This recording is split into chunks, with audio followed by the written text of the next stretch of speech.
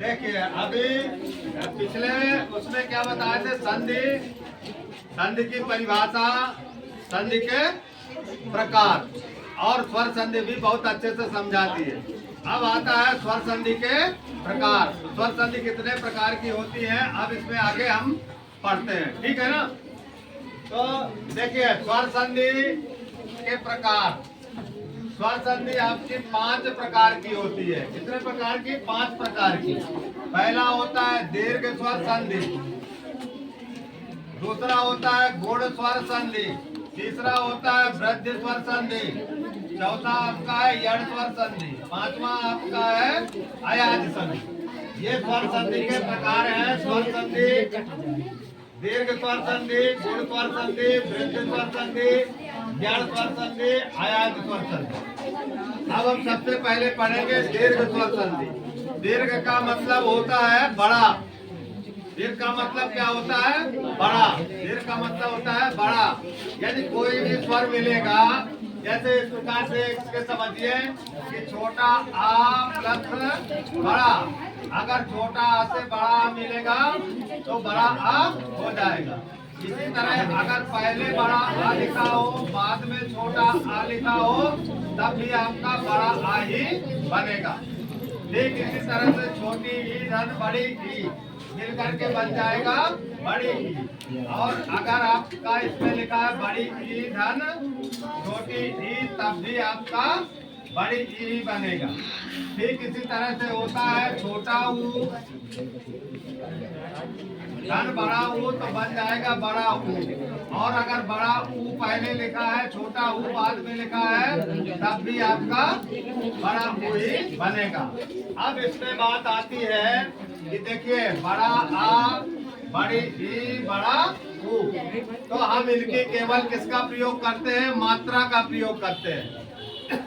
किसका प्रयोग करेंगे? बड़े आ की मात्रा का प्रयोग करेंगे, बड़ी ई की मात्रा का प्रयोग करेंगे और बड़े ऊ की मात्रा का प्रयोग करेंगे। इसी तरह री में होता है री धन री बराबर बड़ी री हो जाता है, तो बड़ी री की मात्रा का प्रयोग करेंगे। तो इसको समझने के लिए सीधा फार्मूला ये होता है कि किसी भी शब्द के बीच में, किसी भी शब्द के बीच में यदि बड़ा आ, बड़ी ई, बड़ा ऊ की मात्रा लगी हो, किसकी मात्रा लगी हो? की मात्रा लगी हो,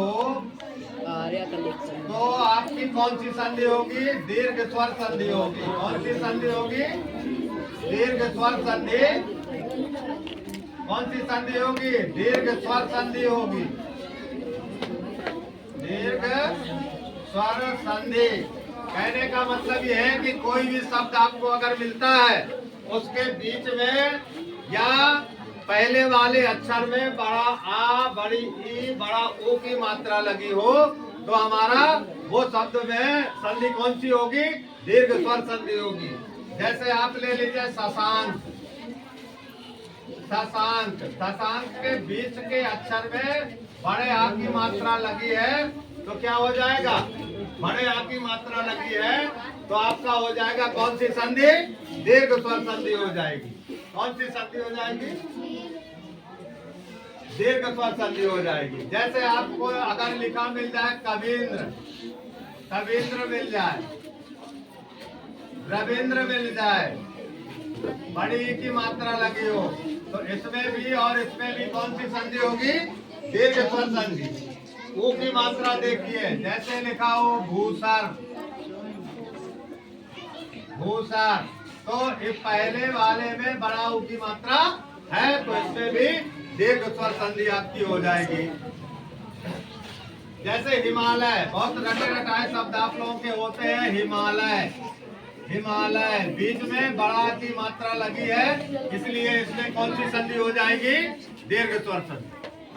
तो कहने का मतलब है कि किसी भी अक्षर में, किसी भी शब्द में, किसमें? किसी भी शब्द में या शब्द के पहले अक्षर में या शब्द के बीच वाले अक्षर में बड़ा आ किसकी मात्रा लगी हो? बड़ा आ, बड़ी ई, बड़ा ऊ या री की मात्रा लगी हो, तो उस शब्द में दीर्घ स्वर संधि निश्चित होगी।